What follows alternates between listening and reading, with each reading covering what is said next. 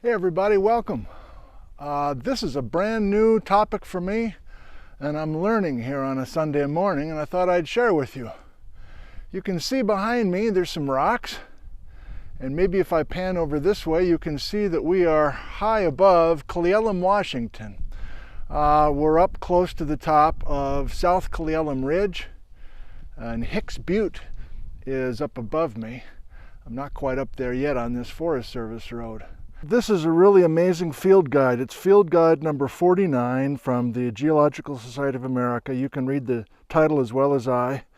And it was put together by Ralph Hagerud and Harvey Kelsey. And this all ties to the National GSA meeting that was held in Seattle in 2017. And what I'm using, and I used this for the last Nick on the Fly as well, I'm using this article here called Mesozoic Terranes of the Central Cascades, Geology of the Hicks Butte Complex, etc. Muffler boy.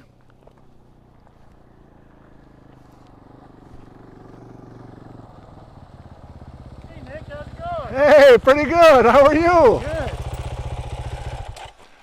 Doing up some little podcast or something? I'm doing a little bit of video work this morning, that's right. Right on. I can't recognize you here. No, that's all good. My parents love watching you, and they turned me on to you, and so I've been watching you. Sweet. So I just saw you with the camera, I go, that's gotta be. Who else would be up here with the camera? That's right. Right on. Well, good to see you. Good to see you. We'll try to keep the dust down. We'll get out of here. Okay, I appreciate it. You guys have a good time. All right.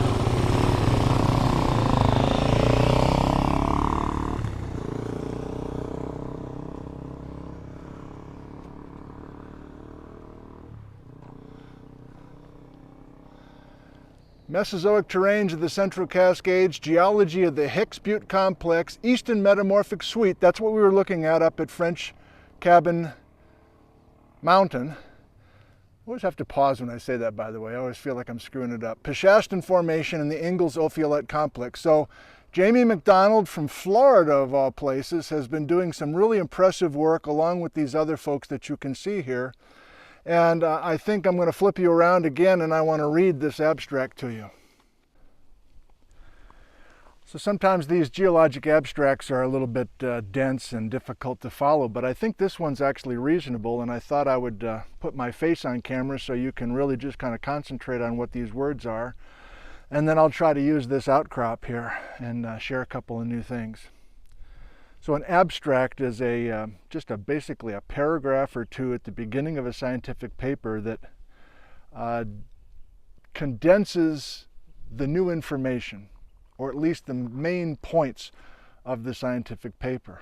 And to be honest, some of us just read the abstract a couple of times. We look at the maps and a couple of photos, and then and only then, if we're really intrigued, do we kind of bear down and read all the details of the text. But anyway, here's the abstract here from Jamie McDonald's article that I just shared the title with. Terrible grammar. Abstract. This scientific paper reviews the Mesozoic terranes, exotic terranes, of the Central Cascades, south of the Windy Pass Thrust and east of the Straight Creek Fault. Now, we talked about the Straight Creek Fault a little bit yesterday, or last Nick on the Fly. There's much more to talk about with the Straight Creek Fault. Windy Pass Thrust, never heard of it. I don't even know where Windy Pass is, and yet this is my county. The units here include the Eastern Metamorphic Suite, the Hicks Butte Complex, that's what we're talking about right here, and higher grade tectonic zone, that's actually what we're talking about right here, the Peshastin Formation and the Ingalls Ophiolite Complex, also known as the Ingalls Terrane. Age data, whole rock and mineral chemistry, and structural data are provided here. These oceanic and volcanic arc affinity terranes formed outboard of the North American craton, which means they formed offshore of the North American continent back during the Jurassic, which is during the age of the dinosaurs. Jurassic is a period within the Mesozoic era. And the accretion likely occurred during the late Jurassic or early Cretaceous. These were then translated north along strike-slip faults, I'm paraphrasing just a little bit, and emplaced in Washington State during the late Cretaceous. A better understanding of these Mesozoic exotic terrains will more closely constrain the tectonic development of the North American Cordilleran. Okay, that maybe sounded like a foreign language to you. I thought it was relatively straightforward. Let me expand on that just a little bit and also give you a sense of what we're looking at here. Flipping you around again. Come on, come around here. So what's the excitement? The excitement is this is what's known as a tectonic zone. That's a rather broad term. And the tectonic zone is connected with this Hicks Butte complex. All right, well, if we start looking at some of these rocks, and we should do that first, I suppose. Let me walk you over here and we'll get a couple of quick looks. Here's an outcrop view. You can see where we're headed, I hope. We've got kind of an overlook down the road on this beautiful Sunday morning. It's been extremely hot here in central Washington, triple digits, but we had some wind come through yesterday, and so it's actually reasonable this morning. Might get warm this afternoon. Let me, okay. What kind of rock we got here?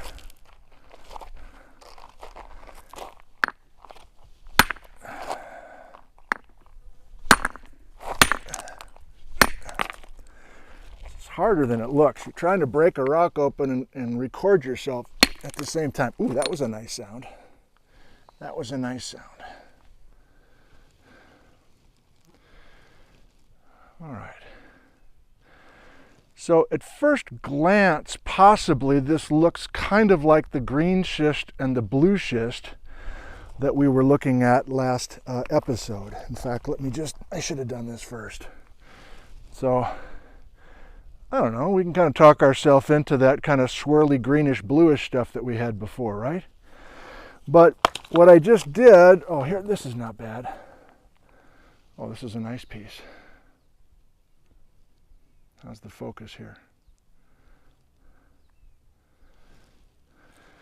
Yeah. So there's a greenish look to these rocks, but this is not really what we were looking at last time up at French Cabin Mountain, right?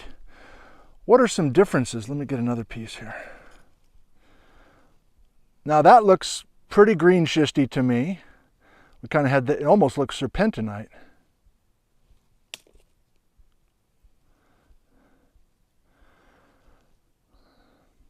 So there's kind of a schist look to much of this material, but there's also this coarser grained stuff that I'm hoping that you can see. I need some better samples, I think. Can you talk yourself into the fact that this used to be magma? This used to be a granite or a granite-like rock, and then it was heated up and pressurized to become this kind of metamorphic rock. And there's all sorts of special, I'm really on the fly here this morning, good Lord. Yeah, so we're all familiar with granite, and then we're starting to realize that some of these metamorphic rocks, let me hold it still for you. Some of these metamorphic rocks have not a basalt protolith. Protolith is the rock that it was originally.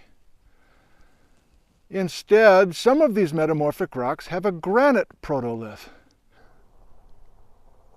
We got another vehicle coming. The Hicks Butte complex consists of variably deformed hornblende tonalite, that's a kind of a granite, hornblende quartz diorite, that's a close cousin to granite, lesser hornblende gabbro.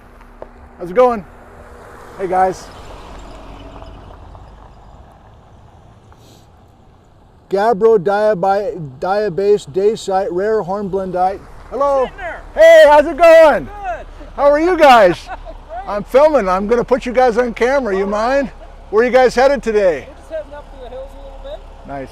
Beautiful day for it. It's a gorgeous day. All right. You guys have a good time. Thank you. All right. We'll see ya.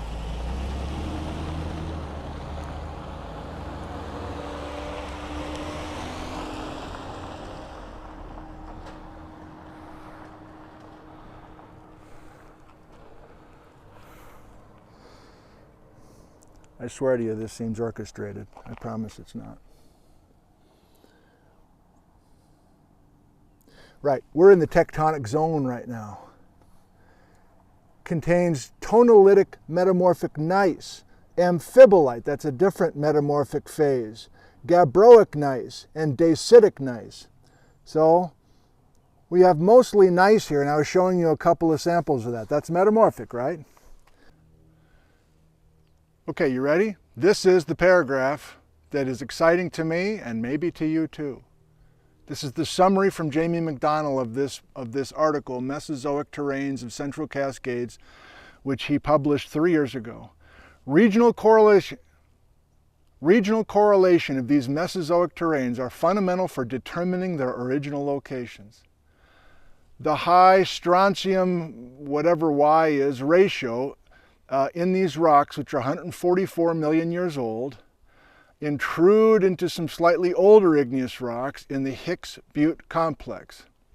They are analogous, or they're very similar, to the geochemistry of the Dixie Butte complex and the Bald Mountain batholith in the Blue Mountains of northeastern Oregon.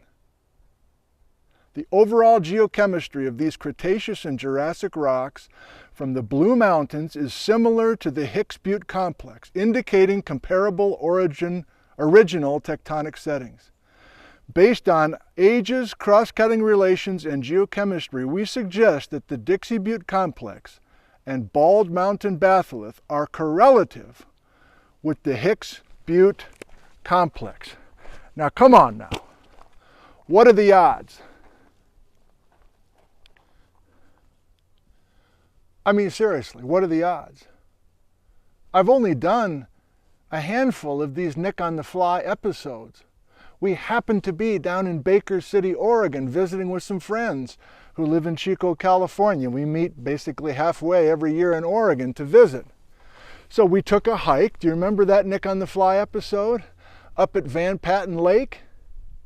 And in that episode, since I knew next to nothing about the Blue Mountains geology, and especially the Elkhorn Mountains granite geology, I said, well, I guess this is part of the Wallowa batholith.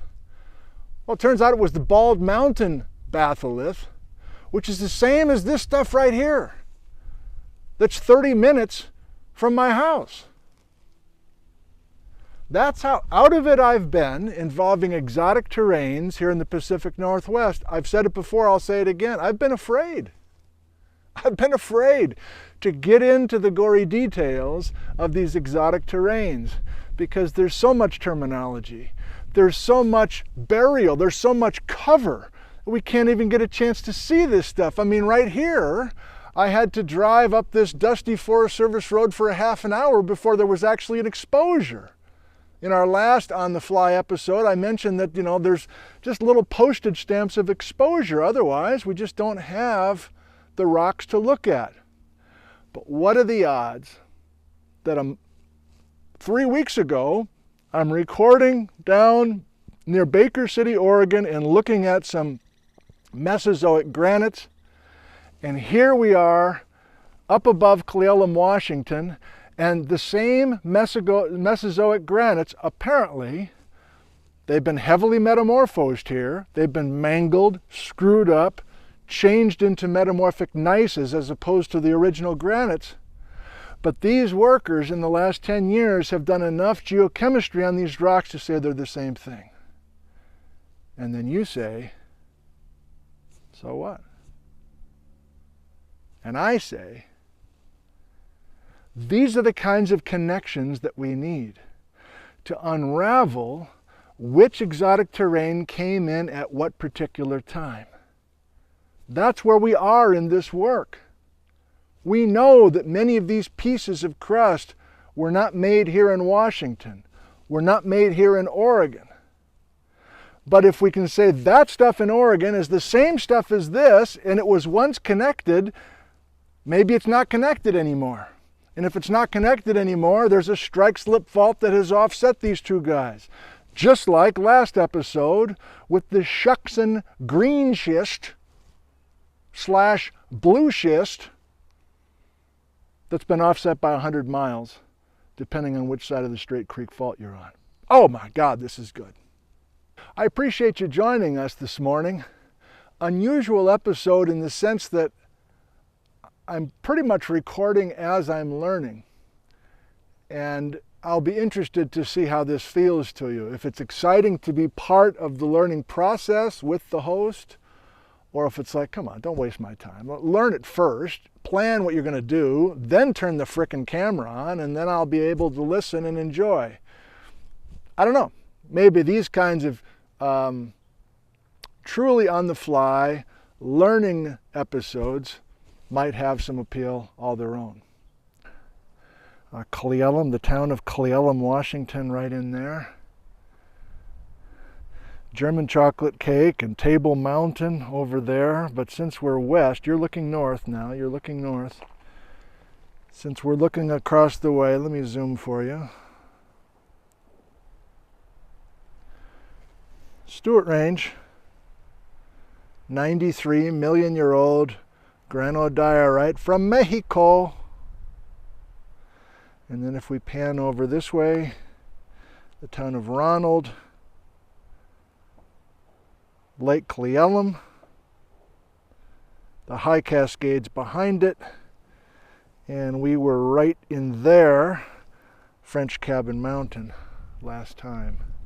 You can also see Lake Easton from here, and the Straight Creek Fault going right up.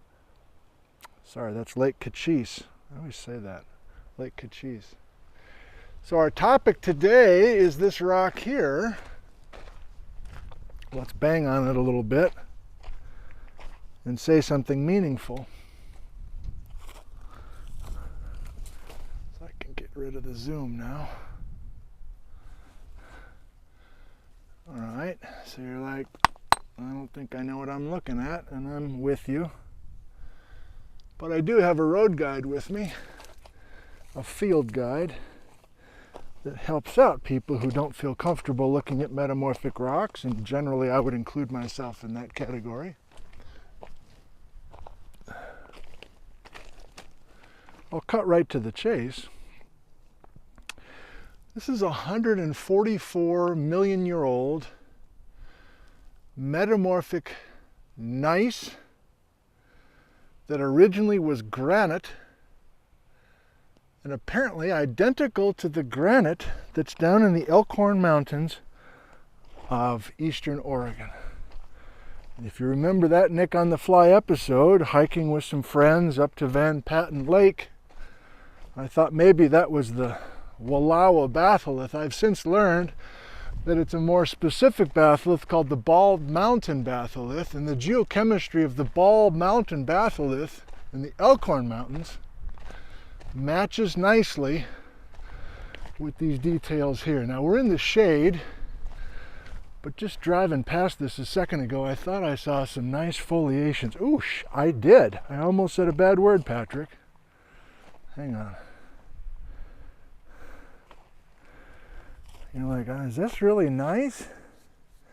Is this really metamorphic gneiss? Oh, we need water girl here for... Oh. Oh, this is putting up a bit of a fight. All right, well.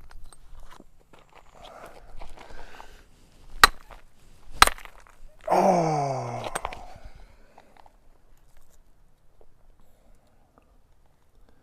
Are you kidding me? This kind of rock is so close to where I live and I didn't even know about it till this morning? That's redunculous. Ah.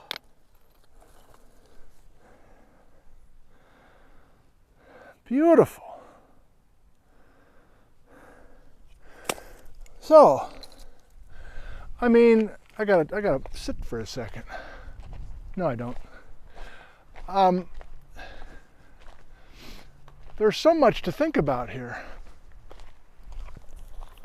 Number one, I'm stunned that such good-looking metamorphic gneiss is within a 45-minute drive of where I live. Second of all, embarrassed I didn't know that till reading this field guide from 3 years ago. Then thinking, well, wait a minute, this is metamorphic gneiss that's exotic to the area, so it was moved here, possibly moved here along with the Baja BC story, but I need to figure that out. I need to flesh that out. Well, this is kind of nice and comfortable in here. I like that sky, by the way. Maybe you do too. So oftentimes these metamorphic rocks up here in the mountains are very grungy, as it's called. It's just kind of a casual term, meaning they're so kind of contorted and messed up that it's almost impossible to get any visual sense of what kind of rock we're even looking at. Well, this stuff is handsome, wouldn't you say? I think I would. This is in the literature referred to as the tectonic zone within the Hicks Butte complex.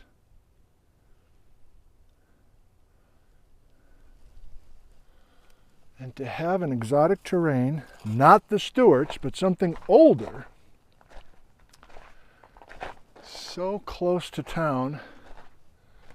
I mean, I didn't even check. Maybe I got 3 bars here. Heck, I could live stream from here. Oh my heavens sakes. Oh my God. Look at this.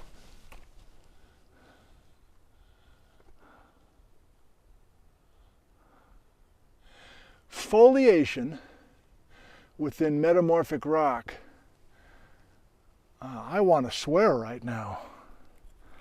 I want to swear from excitement, but I'm not going to. I might just do it to myself under my breath. Oh,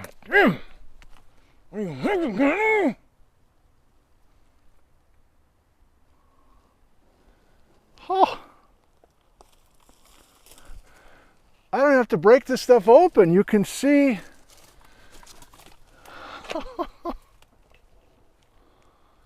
I'll just shut up for a second.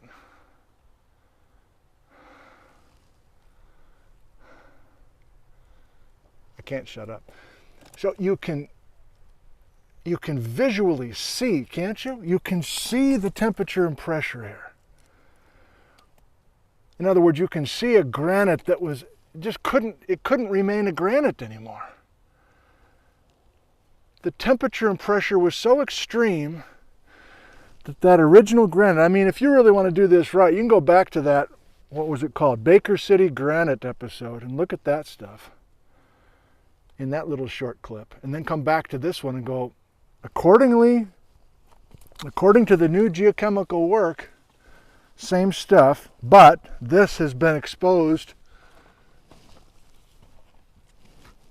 to a much higher temperature pressure regime. What's going on here?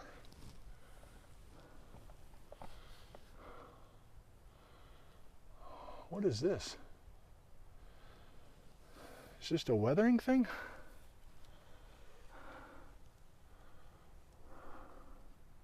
It is. It's just on this surface. Is this a biology thing?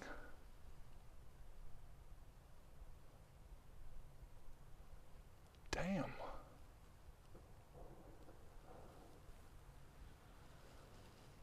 Oh, I can't believe this.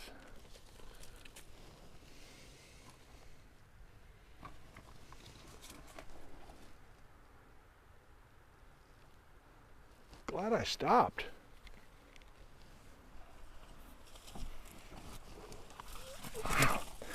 This is almost migmatite.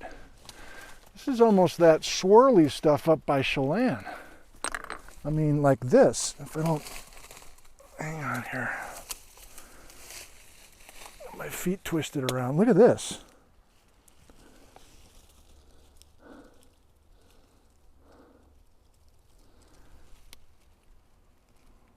Come on, Gizmo.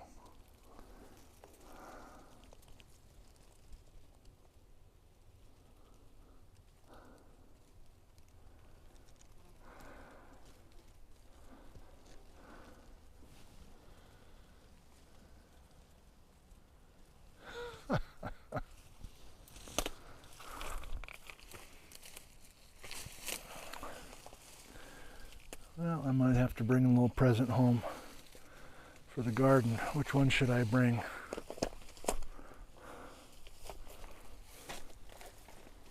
There's so many.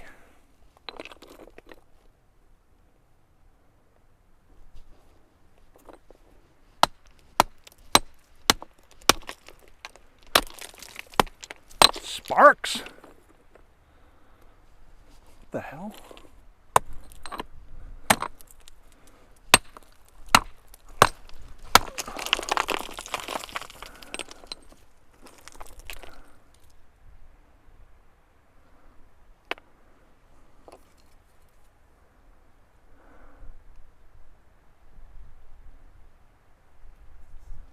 Stuff's amazing.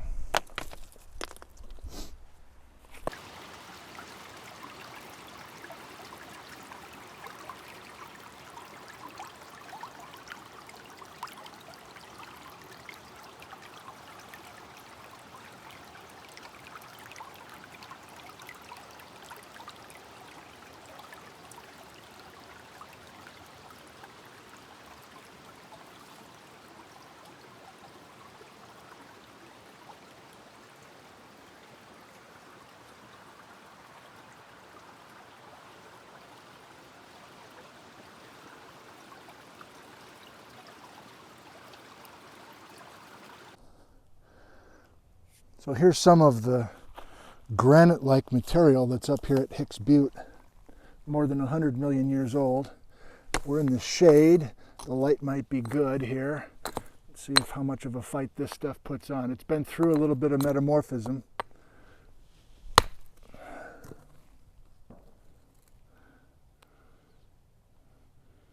Yeah, some big, beautiful hornblends here. Do you see these black minerals that are not only big, but as I rotate them, I'm not in the direct sunlight, but you can maybe see that there's some cleavage plane here and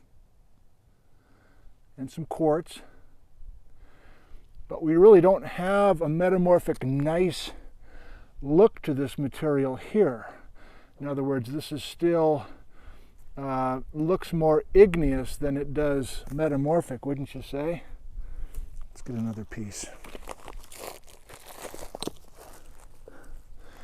And what I mean by that is, if we're truly a metamorphic look at a Geology 101 lab, you're going to have zebra stripes. And we don't have the metamorphism here to segregate the black and white minerals into those foliations that we will see soon enough. I like this sample. Let's get this one open.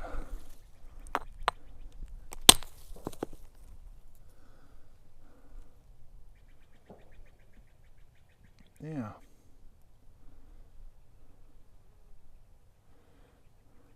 So where was this magma liquid? It wasn't liquid here in Washington. This is exotic material. So we could have magma further south in North America. We could have magma with some sort of volcanic arc or part of some sort of microcontinent that was out in the Pacific, and you're like, oh, come on, hold on now. Are you really saying what I think you're saying? Yeah. All of these are possibilities, but as we continue to learn the detailed geochemical signature and detailed ages of these rock units, until we get a complete inventory of that stuff, we're not going to be able to piece together the story that many of us really want, which is that granite, where'd it come from? If that granite across the way is from Baja, Mexico, is this stuff from Baja, Mexico too? Or is there a different origin?